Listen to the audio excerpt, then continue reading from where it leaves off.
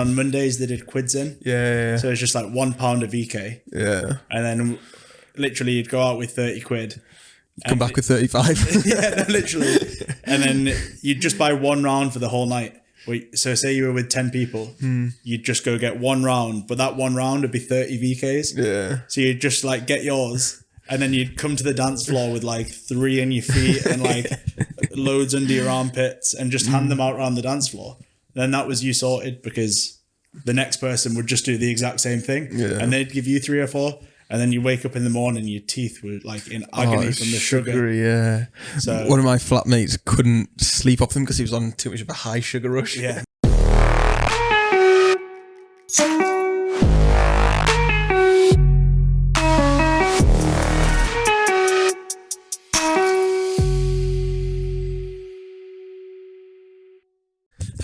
Hello, and welcome back to another episode of Chat. So this is episode 23. It's crazy. This is going to be the 23rd episode. And we've got a very special guest today. Yousef, Sahib, welcome to the podcast. This is starting, yeah. All right. Yeah, we're live now. How are we doing, mate? You good? Yeah, I'm great, thank you. So, you're a bit nervous about coming on? Very nervous. Yeah, first podcast. First podcast. Excited? Excited. I'm just going to keep following on from what I say. Just repeating what I say. So what we kind of do is on the podcast is we kind of get you to introduce yourself to people who are either watching or listening. So if you're like meeting someone for the first time, if that's like in the like in your personal life or maybe in your business life, how would you introduce yourself now to a stranger? So I'd say my name's Yousef, or as my friends know me, so my full name is Yousef Taj Saad Abdul Sahib Al-Mazawi, which people normally tell me I'm taking the piss, but I'm not. That's genuinely my name. Mm. And yeah. So would you introduce yourself, say what you did, or was they just say, hi, I'm Yousef? I'd say I own a restaurant. Yeah. That's been going for about 2 years now. Yeah? That's fine. Oh, there we go. Sorry. We've got another special guest. This is the second dog we've had in the podcast in the last 2 episodes. Make yourself comfy. Oh. Bubbly. Get down. Nice. So, there we go. So, what I've prepped you for is 3 facts about yourself. Yeah. So, have you got your 3 facts you want to spit out? So, if you just say them, then we'll go into detail into them after you've said all 3. Right. You want all 3 of them? 3 quick fire, yeah. Okay, so I come from a half Muslim background. Dad's side of the family are Muslim. They're from Iraq originally. Second fact is I went traveling for 2 years in Canada, and that's where I met Zoe. And my third fact... Can you remember it? Well, I've screwed it up because I've already told you it. What is it? Is my long name. Hey, that's fine, don't worry. So the first one, we said... Lovely. What did we say the first fact was again? Sorry, I'm being distracted by the dog. Oh, yeah, you're half Muslim. Yeah, half Muslim. Ah, right, okay. So when you were growing up, what was that like then? I loved it. Yeah? Like, I'm a big foodie. Love food, eat food all the time. Have to exercise, otherwise I just get fat. Yeah. So, growing up in that environment, it was different because like in Carlisle, we don't come from like the most politically correct place. And if you see a person of any ethnicity, it's like, it's a bit different, isn't it? It's different in Carlisle. There's not too many people There's not many cultures around. There's not too many cultures around. It's getting a little bit better, but it's a very, I don't know how to say this correctly. Yeah, we can always bleep out if it's not correct. You know what I'm trying to say? Yeah, it is quite like it's behind the times, isn't it, kind of thing. And quite a few people can be racist and maybe on purpose, just like throwaway comments, but some people obviously can be, but yeah, I think it just comes down to like a lack of education in Carlisle and the whole of the UK, but like you say, just behind the times, especially in Carlisle. But the culture that it is, it kind of gets misinterpreted, I think, from like what you see in the media being very like strict and very straight down the line and serious people.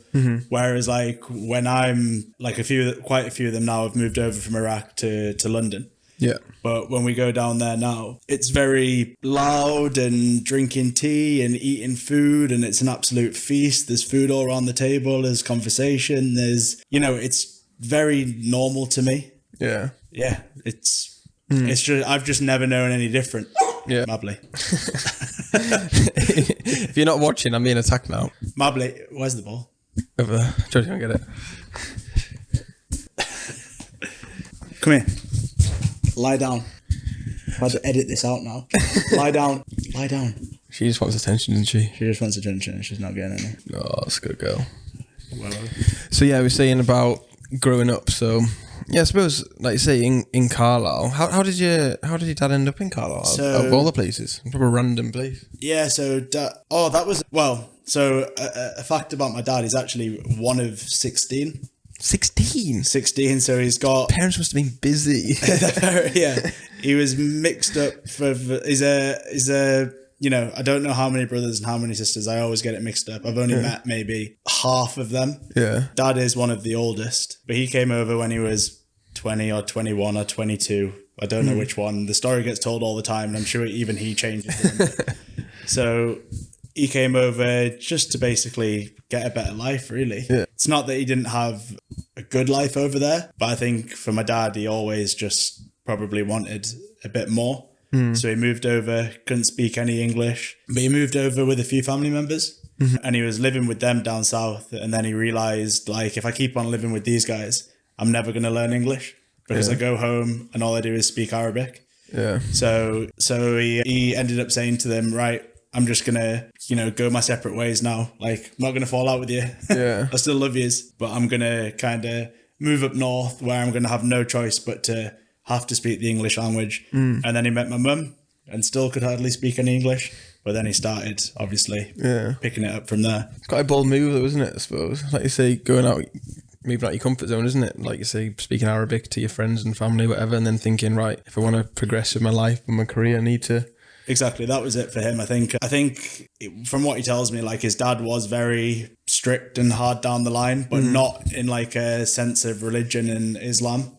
More just like back then it was very much like, and it still is like this now, especially over there, but like you are the man of the house. And because dad was one of the oldest, he was kind of given the role of like, you're the man of the house, you're going to kind of look after the family and take care of them. And I think to start with, when he came over here, he was still of that mindset. So he's definitely had to evolve over the last 40 odd years to living in much more of a... I don't think he considers himself anymore as that same person, if that makes sense. Yeah. He married an English woman. He's got 3 daughters, me, and lives a very much non-Muslim lifestyle now. Much to probably some of his family's disgust. Yeah. Mably. If you can see this off camera, a cat and a dog playing with each other. It's a sight to see. The second one then was you went travelling then for a couple of years. Travelling for a few years. Yeah. What made you want to do that? Well, went to school obviously with you. Yeah. At Friars. Shout out Friars. Whoop, whoop. And then from there went to uni for a year. Couldn't stick it. I think it's good just to go for a year anyway. I'd recommend anyone just for the freshers year. Go for a year. Great experience. Do freshers. Well, actually, it's a long story for me. I'm sure we'll get into it a little bit later. But went to uni, dropped out, and then was like, look, I had no idea what I want to do, so I've just got to get myself away. Everyone put me as that person that would never be able to live without mummy and daddy. So I was just like, right, screw it. I'm going off to do a ski season. Went and did 2 seasons, and yeah, like definitely the best thing I've ever done, to be honest, because I don't really know if my mindset would be what it is now, because I think then I was still very much in a life is going to be easy mindset. So it kind of just allowed me to get away, work. I was a ski instructor, so work over there, but kind of just figure out like, what do I actually want to do? Not that I was going there to find myself, but just going over there to kind of figure out, what do I actually want to do? So I think, well, like you say, if you went away for 2 years, you did the 1 year at uni, then you did 2 years, that's like 3 years away, isn't it? What most people do for uni anyway. Basically. And I think it is hard, especially like 18-year-olds these days. Ask like, what do they want to do? Because how should they even be expected to know what they want to do for the rest of their life, apparently? So that's like, what, 50-ish years probably? Yeah, like by the time we retire, or we could be able to retire. I think like So what made you want to go to uni then? Was it just because it was a given thing to do? yeah, that's what I mean. So I think I just got caught following what I thought was the right thing to do, or the only thing to do if you wanted to be successful. Sorry, my dog's just going absolutely nuts. So yeah, I just thought it was the right thing to do. That's what most of my friends had done. Yeah. That's what all my sisters had done. And it was almost like, if I don't go, I'm just going to be the failure. Yeah. So that's literally why I went. And then I remember thinking to myself, like 4 months in or 3 months in, I was like, this just isn't what I want to do. Like this isn't for me. I know that it's not that I didn't want to do the work. It's that I didn't want to do the work, if that kind of makes sense. Yeah. It just wasn't. I just don't think you should do something if you don't want to do it. And I've always kind of been like that. Yeah. Unless that thing that you don't want to do is going to lead you to where you want to be. Do you know what I mean? It's a step, unless it's a stepping stone to where you want to actually get to. So I'm not trying to say like, don't do the hard things. Don't do it if you don't want to, if you don't want to. But I just mean that I didn't feel like me completing uni was going to be essential for what I was going to end up doing. Yeah, that makes a lot of sense. Because I remember when I was at uni, I maybe got to end of my second year or third year, and I was thinking, I just really can't be bothered. Should I quit? Whatever, should I drop out? But I was that far in at that point. I was thinking, I've came this far. Yeah. I'm just going to power through for the next 6 months, a year, get my degree, and then kind of see what happens, really. But yeah, I think for me, because I did like 1 year, then I did 1 year placement. Yeah.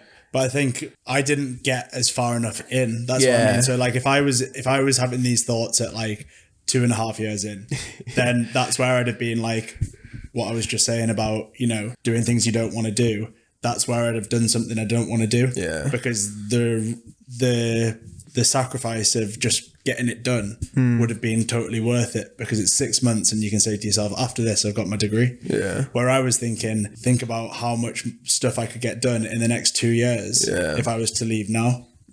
So I think that's just why I made that decision then, because like I say, there was still such a long way to go with it. Yeah, because it's quite a big decision, especially like you say, if all your friends are doing it and your sisters have done it and that kind of thing. So how did you bring up that conversation? I bet you were dreading that. It was just a phone call, to be honest. I couldn't even do it at home. Yeah. I remember I got pretty upset, to be honest, because I think the part of it was like my mum was saying before I went to uni, I don't think you should go to uni. Oh, really? So it's more like, I told you so. And then I was thinking to myself, I've just proved all of them right. Yeah. Everyone that said you're not cut out for uni. So you're just trying to prove them wrong. So that's what I mean though. It was the social pressure of that's what everyone's doing, so I've got to do it. That's why I went. Yeah, that's definitely for the wrong reasons. I'm going to play rugby, I'm going to do this, I'm going to do that, and I just went out all the time. Yeah, that's what I did. I was going to go play football, and never didn't play football once. Did you have a Prism in Cardiff? Yeah. Prism? And on Mondays they did quids in. Yeah. So it's just like £1 of VK. Yeah. And then literally you'd go out with 30 quid. Come back with 35. Yeah, literally. And then you'd just buy one round for the whole night. So say you were with 10 people, you'd just go get one round, but that one round would be 30 VKs. Yeah. So you'd just like get yours, and then you'd come to the dance floor with like 3 in your feet and like loads under your armpits, and just hand them out around the dance floor. Then that was you sorted, because the next person would just do the exact same thing, and they'd give you 3 or 4. And then you wake up in the morning, your teeth were like in agony from the sugar. Yeah. So one of my flatmates couldn't sleep off them because he was on too much of a high sugar rush. Yeah, mate. But lethal. Literally would go back. If I was that age, I'd just do it all again, because I had to do that. Yeah. I just had to do it. So I think it's important always to live away from home. I think no matter if it's going to uni or 100%. Going travelling and that kind of thing, it helps you grow as a person, definitely, and figure out who you actually are. 100%. And so many people that don't actually go away, and they maybe just set in the uncomfortable ways of being in Carlisle or whichever town they live in and that kind of thing, and they never really put themselves out of the comfort zone, which we'll talk about later on and stuff. So then the third one was your name. How did you find spelling that when you were younger? Well, that is completely my dad's fault. Like, you know, because you just get a bit carried away or something. Well, I don't know the it exact like Muslim tradition kinda, around it, but it's something to do with like keeping. If you're a boy, you take your dad's name and their dad's name and whatever. Like it's some sort of thing. My sisters have just got like a simple 3-word name. Yeah, I've got them all, which is a pain because growing up, I just go by Yousef Sahib. Yeah. So with school, with documents, with bank statements, with everything, it was just Yousef Sahib. Then when I got to 18 and I started having like real documents, like getting on the electoral roll and, you know, all the fun stuff, getting a mortgage or phone bills or everything like that, I'd have to have my whole name. But then things that weren't as important, I could just have Yousef Sahib. But then when I got to need a mortgage and stuff like that, they always ask you for your driving license. Which had the Yousef Sahib. My driving license, which would have my real name. Yeah. And then they'd ask for like a utility bill or a phone bill. So and that'd just be Yousef Sahib. So I'd send them away and they'd be like, no, that's not you. And I'd be like, that's 100% me. And things would take like a simple form that I'd fill out and send away and it would come back within like a week. It's taken me like 3 weeks or 4 weeks because I'm having to like prove to these people that these two people are the exact same people. Yeah. But because there's like 4 names short on one of the documents, I get, you know. Oh, that's a hassle, like, yeah. So I've just got 3. Adam, Matthew, Roberts, that's all mine is. Nice and easy. My kids are just having 3 as well. Like, maybe just 2, just the first name. But the problem is, like, so I've got 3 sisters. They've all got Arab names. And then they're married to 3 British people. So they're going to lose the name. No, they've all got like proper British names. So it's like Samara and Mark, and then Shadia and Paul, and then Amira and Barry. Oh, so that is proper British. It's just like proper British. I'm Yousef with a Zoe. So it's like, you know, all the names. My dad's Saad with a Margaret. Yeah. So it's like when people hear like our names and then you tell them like who they're with, it's just funny because people are like, it just doesn't add up. That is quite funny. Right, so I think what we'll talk about next is like what you were like growing up then. That's what we spoke about, didn't we? Obviously we went to the same secondary school, but what were you like? Obviously you said for a Muslim family. So when we were little, you talked about how it was just like the norm for you and it's obviously slightly different, but how did you find like fitting in and making friends and that kind of thing? Yeah, like for me it was fine because like, yeah, I've never really had an issue like with the whole like that side of stuff. Dude, like when I started going out and stuff and you started getting people that had like big egos and stuff, like I had it once at a festival where like we were in a group and then one of the lads came over and he was like, oh, what's your name? And I was like, that's Yousef. And he was like, isn't that a racist expletive? But isn't that a beep's name? Yeah. Stuff like that. But literally just doesn't bother me at all because I'm just like, you're still just a human being, aren't you? I get a lot of, well, the thing is, like, I get a lot of, like, casual racism from, like, my friends, which I allow. Like, it's because at the end of the day, like, I feel like, I mean, some people won't even agree with that, but I think I've just always been like that. That's lighthearted. It's, you know, depending on who you use it to and who you say what to, that's okay. Like, I feel like you can use certain terms for people if you're really close to them and they know that you're using it in nothing but in not a derogative way. Yeah. But anytime a comment gets made from a stranger and it's around with like one of the lads, they straight up like, you can't take that, like blah blah blah blah, you know, like sticking up for me. And I'm like, they get more offended than I do, even though they're the ones that call me way worse. So I'm like, lads, calm down. It's fine. Like, just let him say it. Like, it just doesn't really get under my skin, to be honest. That's all right. So when you were at school, then you mentioned about like people suggested you shouldn't have gone to uni and that kind of thing. Did you prefer more like the other activities, like the extracurricular stuff, rather than the educational side and that kind of stuff? 100%. Like, well, so I went to like the St. Monica's as well, which was the primary school of the school that we went to. And like going through that, I don't think like primary school actually, like, it obviously does set you up for what's to come. But when you're in primary school, you're not thinking about like, oh shit, we've got A levels coming up and we've got GCSEs coming up. You just think you're at school because your mum and dad's at work or something like that. You don't actually understand like why you're in school. Yeah. And then when I got to like year 7, like that was it. Like you start talking about GCSEs and all that kind of stuff, and how like your GCSEs are going to be the most important exams of your life. Yeah. Like if you don't get a C in English and maths, you're gonna fail at life. You're just gonna fail at maths. Like maths are fail at life. So growing up, like I definitely didn't put anywhere near as much effort as I should have put in. And like I think if my kids put as much effort into their schooling that I put in, I can see why like my parents were probably like, look, you are taking the piss a bit here, like, because I literally just did no work at all, and still did all right, but nowhere near as well as I should have. Like my school reports were just, Yousef is he's fine in class, he can be a pleasure to be around, but gets distracted easy and could do a lot better. Like could put more effort. It was never like behavior wise. Like I was never badly behaved ever. I was just never with it in class. I was like, it's an interest you kind of thing, doodling or playing, just getting distracted, talking, stuff like that. I was just never really interested. Like I didn't understand. I think that probably comes down to possibly, I don't know. It's quite hard to say. Like, I think sometimes like going to private school and stuff like that, you can kind of almost take it for granted a little bit and kind of think to yourself that you're in like everything's going to be okay. When really, it was after I left school that I realized like, well, I'm not gonna, I've got, because I was definitely a spoiled kid, like 100%. Like I got things way too easy. But I think it wasn't until like at the end of school where I realized like that isn't actually real life. Like I've got to actually do something for myself. Like I'm not always going to get my phone bill paid for me. I'm not always going to get my gym membership paid for me. I'm not always going to get, I got given my first car, for example. I'm not always going to get given that car. Like, you know what I mean? So when I left school, it was like, right, get your head on type thing. Like you got to sort yourself out, basically. Yeah.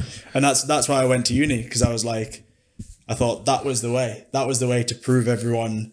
Yeah, that you can do it. Yeah, that's the way to prove everyone. Like prove to mum and dad who told me like, well, you haven't tried in school your whole life, so why are you going to start trying now at uni? Like you shouldn't do it. And I thought to myself, well, this is the way I'm going to prove everyone wrong, which was the wrong thing to do. Like what I'm doing now is like proving to everyone and myself really that like this is the route I'm going to go down. So that's what I'm going to do. Yeah, I think, like you say, private school is a bit of a bubble, isn't it? Sometimes, and you don't realize how.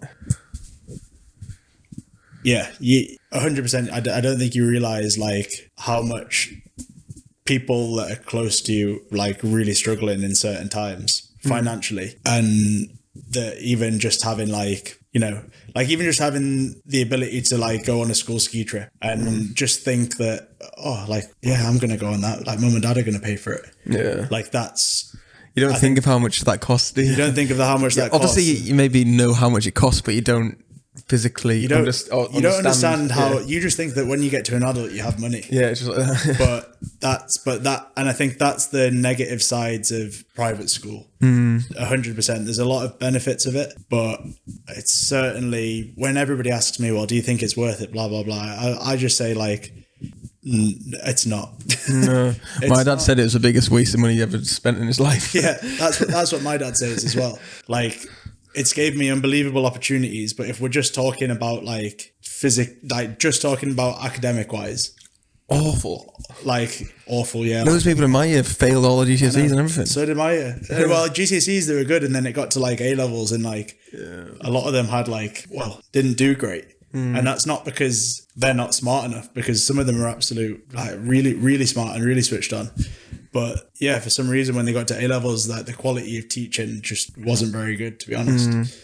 Maybe just because, do you think it's because when you're doing it, GCSEs, you kind of get babysat and they're like, you need to do this, you need to do this. And A level, you have a bit more freedom. And you're just like, you just left to your own devices to prepare you for uni. And then you just can't be asked to do it, isn't it? It's difficult. But so...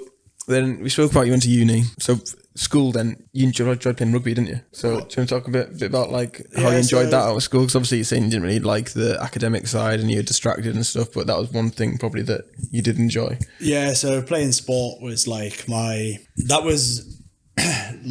so I when people used to ask me what I wanted to be, I'd be like, oh, I'm going to be a rugby player. That was when I was like 10, 11, 12, 13. 14, 15, 16, 17, 18, 19. No, maybe up to about 13-ish. Yeah. And then I was playing, and rugby, when you're that age, because I played it for so long, like it was easy. The level of competition was, lots of people are just starting out. Like we'd play at school and would beat the opposition by like 10 tries a game. Like, because you're in Carlisle, none of the rugby is not really a decent level. You always had to play against other private schools that were like a decent way away. And then I got to like 13, 14, and that's where my mum was always like trying to let me know, or let me down gently almost, that like, you do know like only like 0.01% of people ever make it as a professional sportsman, blah blah blah. So I was like, oh no, like I'm going to be a professional rugby player. I'm going to be like, this is what I'm going to do. So anyway, then I kept on playing, and then I got to like 17, and then 16, sorry. And then got asked to go join like the Falcons Academy with one of the other lads, and well, two of the lads actually, but one of the lads had been playing for a long time at Falcons anyway. And then I was like, right, like maybe, I'm 16, I've got these trials, I've got this trial, I'm in the academy, maybe I can actually do something with it, like maybe I can't. But I think like that's when my mum started going like, oh right, like everything that I've been saying, like you should go for it. But then at 16, 17, and you start going out, and then you start, then there's like, you start getting distracted from other things, like with other things. You start seeing, you just start growing up, and you start to realize that the boys that are willing to sacrifice things, starting to sacrifice going out on the weekends, starting to, instead of going to their mate's house on a Tuesday and Thursday night, they're going to training. All the things that you should be doing, I stopped doing. So then when I was like 18, and then didn't get offered the contract at Falcons, I think that was like, which I knew was going to happen, because I knew that I wasn't dedicated enough. But I think you see the boys that are, you knew that I'd gone from always being like naturally good at rugby to then all the boys that I was better than, they all worked way harder than me and then became ultimately much better than me because they had what it took to be dedicated at 17, 18, 19, 20, 21, where I went down the other path of going to uni, going out too much, getting drunk, like all that kind of stuff. So, I knew that was going to happen. But for me, like, I'm not gutted about it. I'm not like, I don't go to bed at night being like, oh, I should have done this, because at the time it just wasn't what I wanted. Because when I wanted it, it was before I'd seen what was out there, like what you can, what you can actually do. Because to be a professional player, like, it comes with huge sacrifice, to be honest, which, it's hard. Like, it's every day. It's grueling on the body. It's tough. You're only an injury away from it all being finished. And imagine it's just like, you see them on the TV or on match day or whatever, and you just think they just rock up for like 80 minutes and then just go home. Exactly. Way more than that, isn't it? Exactly. And rugby's tough, isn't it? That's the one thing my dad said I learned from going to Austin Price was to play rugby. Yeah. And it's even so though I remember like occasionally like you'd try and like get in the football line or something like that, like Mr. Tiffin, what the PE teacher would just be like, Adam, get out. My mum and dad got called into school because I wanted to play football instead of rugby. That's the only time they got called into school. Because your year was actually had quite a few like football lads, didn't they? But like, even if you were like really good at football, if you could even pass a rugby ball, you had to play rugby. Like, it wasn't even an option. Like you could play football at break time, but like you were playing rugby if you could even touch a ball. Because I remember, because I left for sixth form at Austin Friars, and it was in year 11, wasn't it? So like when you're 15, 16, you had the choice if you wanted to play football and rugby, and I was like, yes, I can't wait to play football. I'd played football all my life. I'd played for Carlisle up until I was like 14 and then got released or whatever. And then, because I wanted to play football, and then it was like the city schoolboys, whatever it is, like the county thing. and I wanted to go to that, and then they were like playing on the same day or something, and I wanted to go to there, and they called mum and dad into school because they wanted me to play rugby instead, and we said like, we're representing the school in like football, why wouldn't you want that rather than just playing in like a local thing? But the school we went to just didn't get it. It was rugby or nothing else. If you played football, you that's shit the thing rugby. though with private school, like you didn't really have choice or options. Like they had like when it came to sport, like they had control over you basically. Yeah, I know. That was so funny though in the last year. And then, so you said you went to uni, and then you said you went travelling. So how was it going travelling then for you? I'd imagine.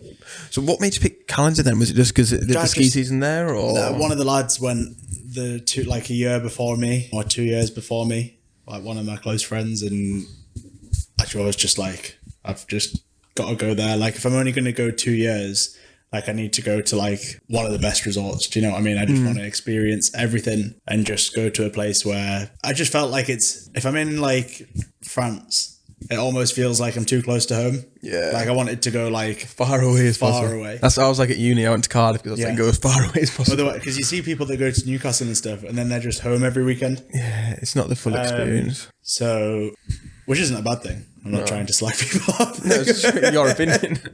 No, I just mean like... Podcast sure allows an opinion. I mean, I was there in Leeds, uni in Leeds, and I was home every weekend. Yeah. So, or every 2 weekends or whatever. I was home, not the weekends, but I'd be home at least every 2 weeks during the week or whatever. So going far away gave me no option but to just stay there. Yeah. So then what was it like the first day when you landed? Obviously you lived away from home, we're going to uni and stuff. What was the first day like when you got to Canada? So like I was quite lucky because I went with a group, like a company called Oyster. But they were made up of other people that are British within the UK. Okay. So before we went, like 2 weeks before we left, we went down to Glasgow, down to Gatwick, and we had like a team bonding session where we got to like meet everybody. How did that involve then? And yeah, so basically got to meet them and get to see like, you know, who we were going to live with and stuff like that, because we were all living in the same apartment block and stuff like that. So when we got to like we were all on the same flight over there. We were all so like then 2 weeks later when it was time to set off, we got on the plane and it was like we'd already met each other anyway. We already knew each other. Everyone, you know what I mean? It was almost like your first day in halls. Yeah. Your first day in halls. You don't choose your friends when you go to uni. You kind of just get given them. Yeah. Because like they're the people you live with or they're the people that are on your course. It was very much like that. It wasn't like I had to touch down in Canada and have that like, oh shit, I need to make friends, because that bit was kind of already set up for you. Yeah. Which definitely made it a lot easier because I don't know, like I hate the idea of going, it's not about like I should be better at it, but the idea of having like being somewhere where you don't know and having to like actually go out on your own and try and make friends, that scares me. It's tough for anyone though, that, isn't it? Yeah. Really. So what was the whole experience like then? Was it just like 2 years of lots of fun, or was there any difficult? Nah, the work was hard, to be honest. Like it was 5 days a week, sometimes 6 days a week, and sometimes depending on like if it's holidays like Christmas and stuff like that, you'd be doing 7 days a week. But I can't exactly call the work. It's not like I'm sat behind a desk. At the end of the day, I'm out skiing every day. But with a lot of pressure as well, like I might have like 8 kids, because you can have up to 8 kids that are all like 10 years old. You're in one of the largest ski areas in the world with like, I don't know, it's like 50 something lifts. Like it's way bigger than anywhere in the Alps or anything like that. And it's quite, the resort that I was in, Whistler, it's everything's taken very seriously. So like, it was like a 3-strike rule. Like you can't be late for work. You can't, you know, if you lose a kid, that's a strike. Like, you can't just go losing a kid. You know, if you like smelt of booze or anything like that, when you turn up, you'd get sent home. It's not like what I've heard from like other places. If you go on like a summer, like a rep season in the summer, like in Tazanti or something like that, kind of could get away with stuff like that. But because we were looking after children, obviously the responsibility levels are high. So it was tough. It was hard work because, you know, especially if you've got like that annoying kid on the fucking gondola, you're on the way up and it's like 25 minutes long till you get up there, and then it suddenly like stops halfway and you've got these like 3 kids singing like Baby Shark or something like that. And you've been out the night before and you're just like, oh, like can you please just shut up? Oh, that's cool though. So how did you meet your girlfriend then? She doing So I met her the second season. So the first season was just like all the fun then. Yeah, it was good crack. It was good crack. But the second season was very different for me. Yeah. Second season, a lot of the other people that I was with the first year, they only did one season. The second season, I ended up living with a few people that I did from the first season. But I also met Zoe in Vancouver on the dot. So I came home for a little while in between the two seasons.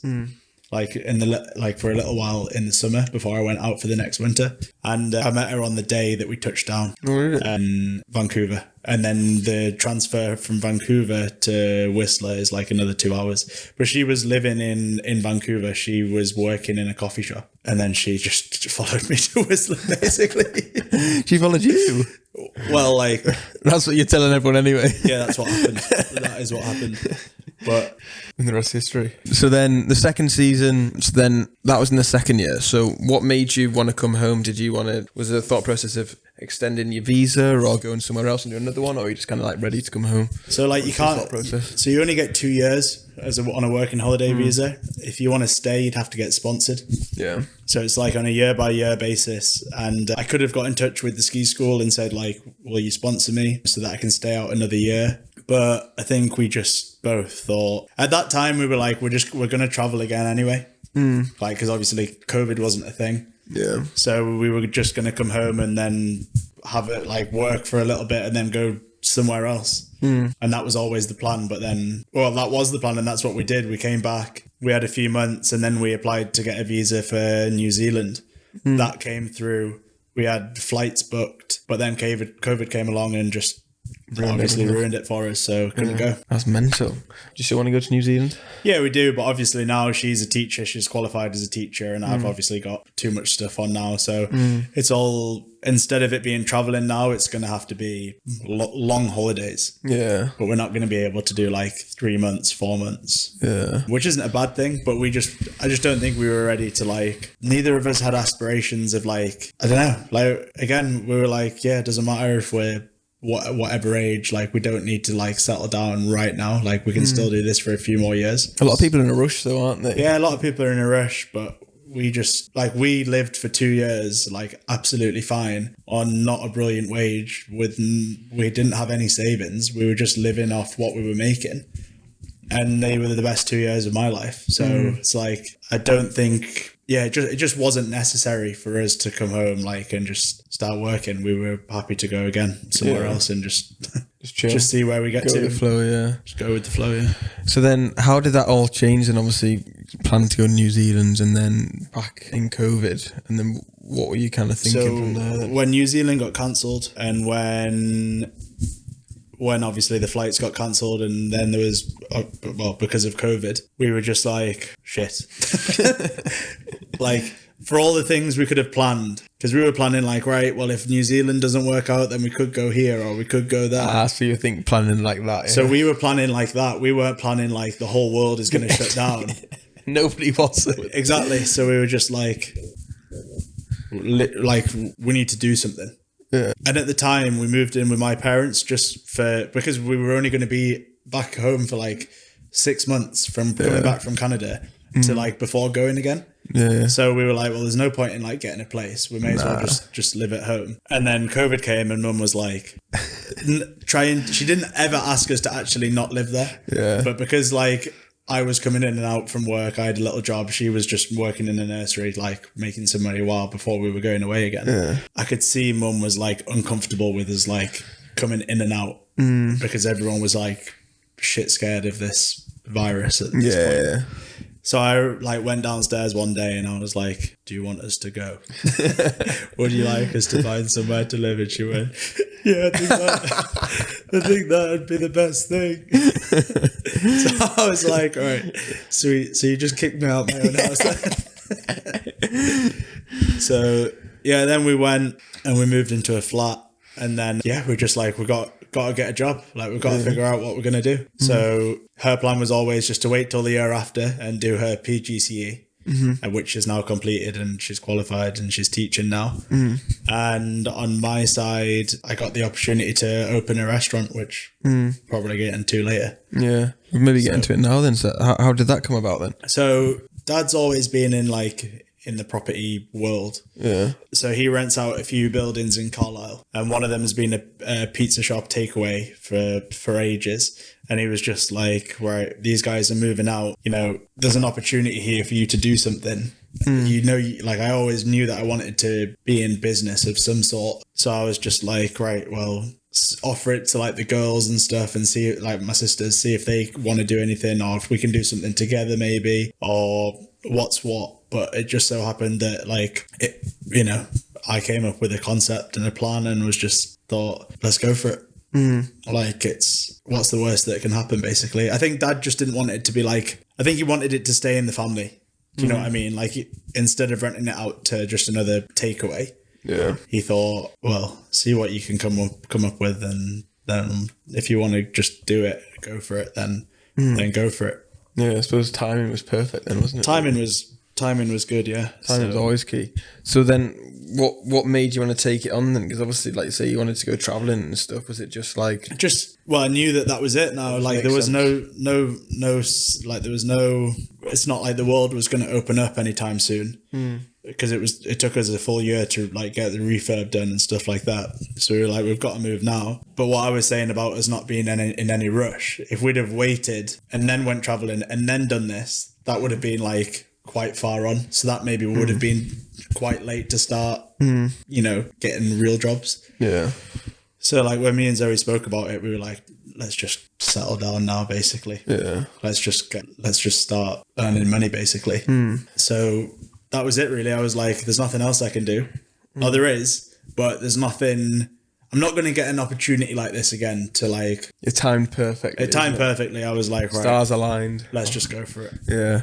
So what was the process like then? Obviously, like you say, you came up with the concept and then you did the refurb, and then what was it like opening?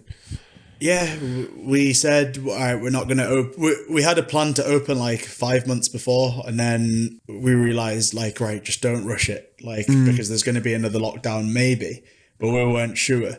So we were like, right, we'll just not open it right now. We'll chill out. We'll take our time, make sure it looks right and it's how we want it. And that's what we did. And we were quite lucky, to be honest, because there was a lockdown like 3 months before we opened. Yeah. And that ended up being the very last lockdown. So we ended up opening a year at the start of this month. So it's been just over a year. Oh, of course. And it's way harder than I thought it was going to be. Everything always is, though, isn't it? Not in terms of like the actual business running, but like finding staff at the minute in the whole of the like hospitality nationwide is just not a good place to be right now in terms of staffing. Chefs, isn't it mainly? Chefs is like, that's what we're struggling with. Like finding people to actually be willing to do long hours, nighttime hours, unsociable. They realize that they can work elsewhere for less stress, more money, get time to spend with their kids on the weekend. So you can't really blame them for getting out of that industry. So I don't know if there's going to be a new wave of chefs that are young coming up over the next few years, but I think there needs to be a real focus worldwide, nationwide, on getting young people started in kitchen roles. Otherwise, we're not going to have any restaurants to eat in, because there's so many in Carlisle closing down already. Every week, there's at least 1 or 2 closing down. I know. So yeah, we need staff. So how did you? If anyone's out there that can cook, send in your CV. I can cook tea, like. Honestly, mate. You can be the sous chef. That's where we're at. So I was going to say, yeah. So if this was your first businessy venture, then so what was the main thing you learned? Like you say, it's a lot harder than you expected. But what was something that maybe caught you off guard, or something you weren't quite expecting to be like that? Definitely gone through like weeks of like being too complacent. Like maybe relying on people a little bit too much and not being like 100% focused on it. Like when you've got a job, you turn up and you get paid. Whereas when you work for yourself, that doesn't happen. Like if things aren't running and things aren't being smooth and things are going wrong, then at the end of the day, your staff are still going to get paid the same. It's you that's going to be the one that takes the hit for it. So I definitely find myself at times, you know, being a little bit lazy. But I think I snap out of it pretty quick. And I'm, you know, the chef that we've got, she's brilliant, to be fair. She'll tell me. She'll just be like, Yousef, you know, you need to pull your finger out a little bit. And then I do so. And then we kind of just work like that. We're pretty good at working together in terms of, I'll take the criticism on board type of thing. Yeah. And whatever needs done, we'll change it. So I think it's always important, isn't it? Like, you don't know it all, do you? You definitely don't know it all. No, always learning. I think there's always somebody that I heard something the other day, like there's always someone better than you. But I think that's always good to remember when you think, when things are going well, that's when you start becoming complacent. Oh, yeah, it's when you get a bit of an ego, isn't it? When you start getting, not an ego like in terms of like talking, like telling people, but just like in your own head, you're like, oh, I had a good month there. So like, I'm just going to do this, I'll do that. And then you take your foot off the gas. And when you take the foot off the gas and you've got staff, they start to take their foot off their gas and you've got to be the one that, picks it back up again. So that's definitely something that caught me off guard in business was, there's no one there telling you what to do. You've got to be the one that has to motivate yourself. There's no one going to do it for you. I think that's the thing that people don't realise as well, isn't it? Like you just said, that there is nobody telling you what to do and the decisions you're making is just what you think's what's best in that situation and using your experience, and you don't know if it's going to work out or not. You just hope it will and have confidence that it will. So then what's been the transition then from the restaurant to what you kind of focusing on now then? Or what, so like, what was the switch? I think for me, like the restaurant was always just a place for me to learn the backside of how business works. So like VAT returns, tax, managing staff and managing stock and managing menus and managing people and the operations side of things. Going through a full refurb process, how council tax works. Bloody hell. How council, how to work with the council, all the things of running a business. I wanted to know a restaurant business, I know it's different for every business, but I just wanted to get my foot in the door and learn that. I always knew I didn't want several restaurants. I know that I don't want to be like a restaurant. I don't want a chain. I don't want any of that. I just wanted a place, hopefully, that's going to stick around where it's close. It's in my hometown. It's a place where my family can go, my friends can go. It's a place where, it's reasonably casual. It's just that. But I knew it was never going to be like, yes, it can pay for a living. But I think I always wanted it just became apparent. Like, I just want to work like for myself, like that is for myself. Yeah. But you've also got staff. I really want to just have a few years and obviously, like with that being Dad's building, yes, I do pay him rent. But again, like that, I would never have got that opportunity if it wasn't for my dad already having the building there and to be able to help me out with the refurb, which I'm paying him back for. But he's been able to, instead of me going and lending the money from the bank, I've been able to borrow the money from him and then pay him the money back so that I'm not paying like crazy interest and stuff with the bank. So all those opportunities have came from him. Yeah. Which I'm super grateful for. And now it's like, now that the restaurant's kind of running smoother and it's kind of, I'm still in there, but not as much as I was. Now I want to really do something like all on my own, like no help, just me, not using anyone or anything. Like it's just me. I've had to put in the work, put in the education, put in the hours. And that's kind of what motivates me to do like something different. And I think like I think I'm definitely not motivated by like nice things or like flashy things. Like basic stuff, yeah. Yeah, like just basic stuff. But what I am motivated by is like holidays and traveling because they're two things I love.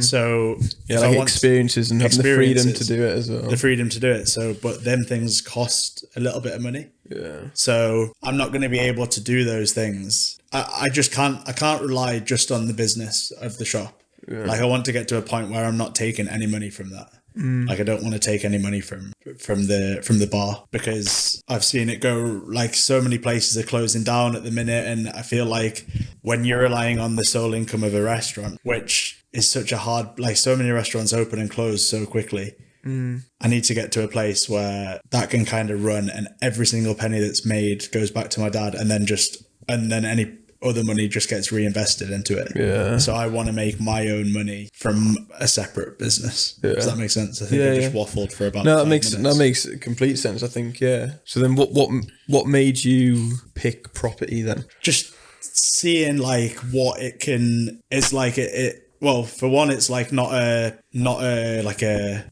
get rich quick thing for me. That's like important. Like, I don't think there's any such thing as getting rich quick unless you get like super lucky. But also, I'm not chasing like figures. I'm just chasing, like you say, experiences, like holiday. Like, that's what I'm chasing. So I've just seen like what property has been what property really has allowed like me to have at this stage from my dad doing it for 40 years. And I think, for me to get into it now and to go through the education and to learn from people that are 5 years ahead of me and 10 years ahead of me and 20 years ahead of me, I think that there's other vehicles, obviously, but that's just what I see as my vehicle to be in, to be able to get what I want out of life. I think property is just what I'm passionate about, what I like, what I am interested in. And I think if you don't pick something you're interested in, you're just going to give up too soon. So again, when I'm like sitting on the laptop and I'm researching about the market and I'm looking at things and I'm speaking to vendors or I'm on the phone to the mortgage broker or whatever, like stuff like that doesn't really feel like work. I actually enjoy it. Yeah. So for me, the transition was quite easy because that's just what I wanted to do. And I think when you chase, if your only goal in life is to like make a certain figure or just to simply make money, I think that's when you'll probably become quite unhappy. Oh, definitely. And I think when you reach it, you realise that nobody really cares. It's just a number at the end of the day. Well, it's money in your bank account or money you've made in your business. I think that's the thing. I think that's why social media is one of the benefits is, and speaking to people that are ahead of me is I'm like I'm skin. Yeah. Any money from the bar just gets put back in the bar. And then in terms of this side of the business, I've just started.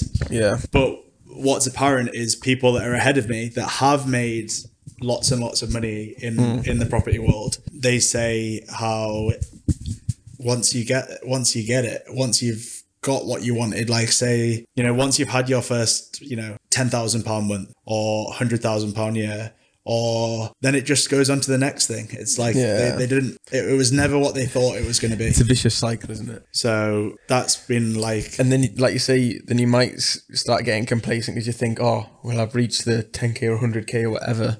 And then I think, oh, I can take my foot off. And then it starts to go down like that. I think that's why it's so You never work so hard when you've got no money. That's why it's so good to surround yourself with people that are doing what you want to do.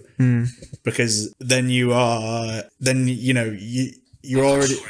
How does that keep doing that? You're just setting yourself up already for success, Yeah. That's the thing. Like my mindset isn't about money. So I know I'm not going to go through that same mistake that they have because they've told me if you do, it's not going to be what you think it's about. So I'm more thinking about getting my systems in place early, understanding what I'm not very good at early, such as tech. You've seen how much of a dinosaur I am with computers, Excel, worksheets, websites, stuff like that. That's stuff that I'm just outsourcing straight from the off. Yeah.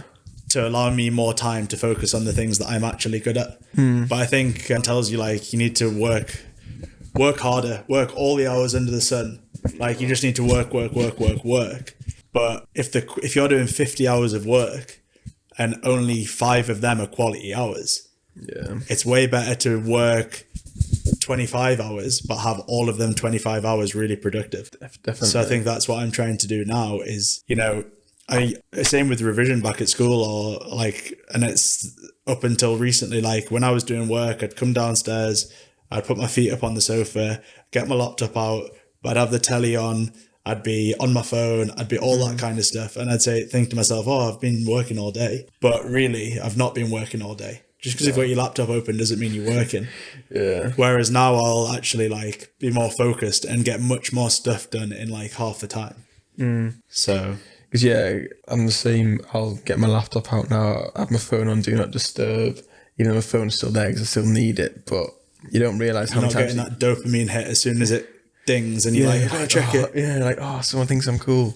But yeah, I think it is just removing distractions. I tried to have my phone in another room, but I just use the excuse now of I need it for work. Yeah. So yeah, it's like you say, you don't have to work. I personally don't think you have to work like 16 hours a day, do you? No. You have to work 7 days a week. I think there's probably going to be times for certain things, like the odd day where like there's going to be, you might have to. But it's definitely not like a regular thing when people say like, oh, you know, I've worked.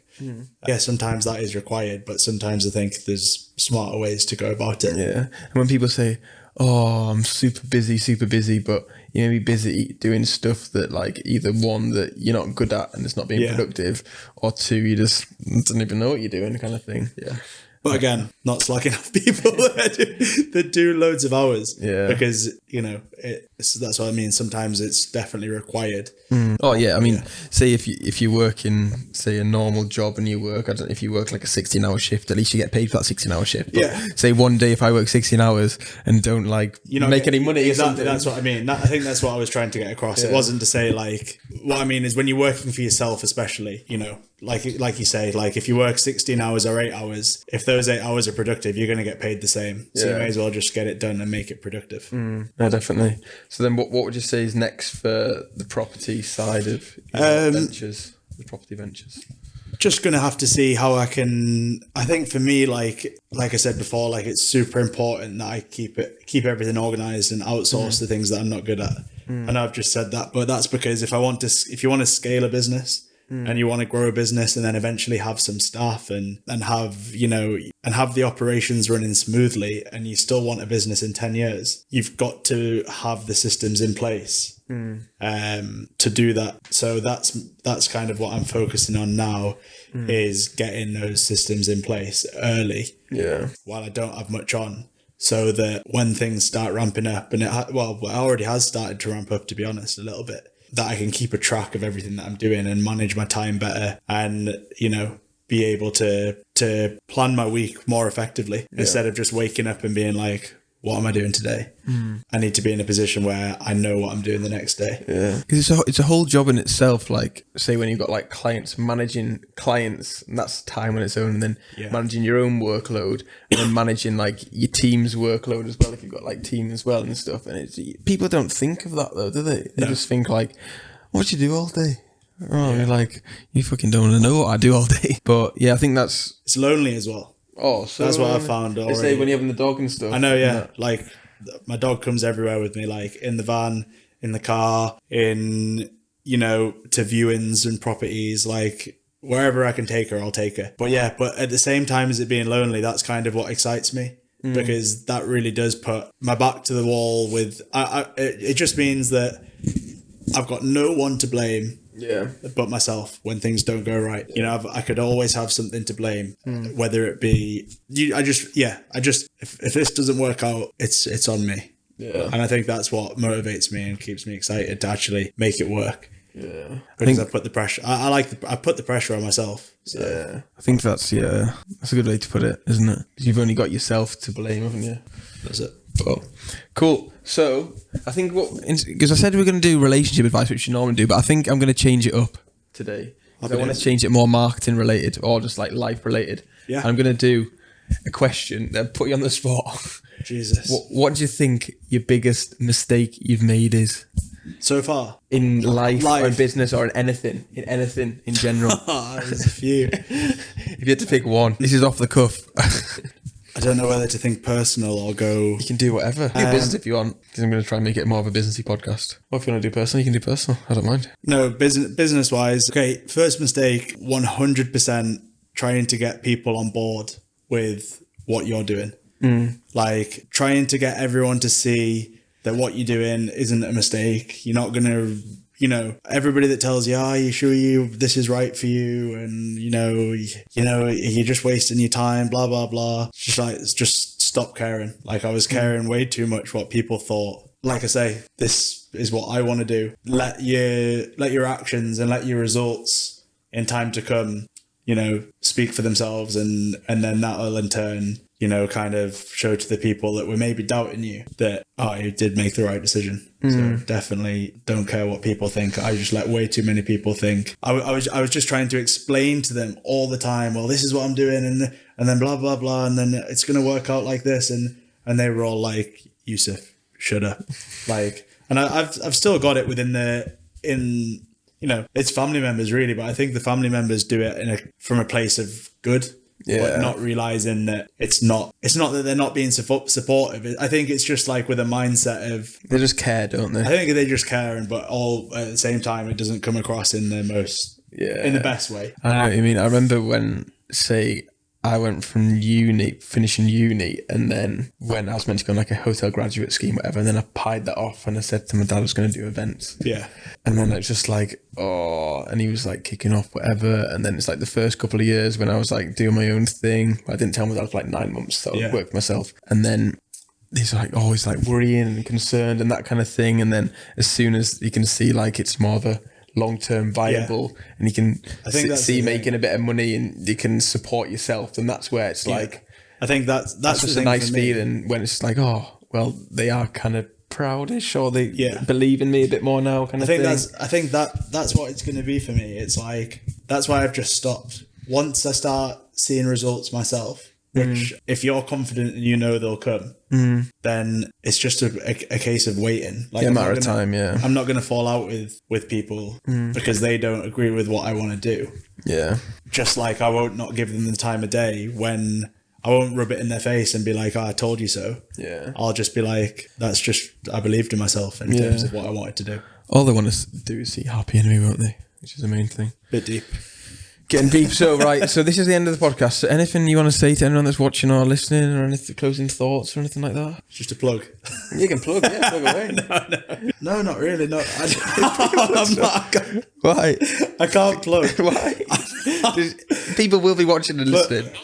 Yeah, but I can't plug, and then there you go to my profile. I've got 500 followers. Yeah, who cares? Who cares? Right, tell them what your Instagram is. We'll put in the show notes. Okay, right. Yousef, thank you very much for coming on. It's Cheers, been going mate. over an hour and 10 minutes. It's a really good guest. I enjoyed that. Right, if you're watching on YouTube, make sure to subscribe, leave a comment, favourite part, ask Yousef a question if you have. If you're listening on Spotify or Apple, make sure to follow, leave a 5-star review, and we'll see you next time. Bye.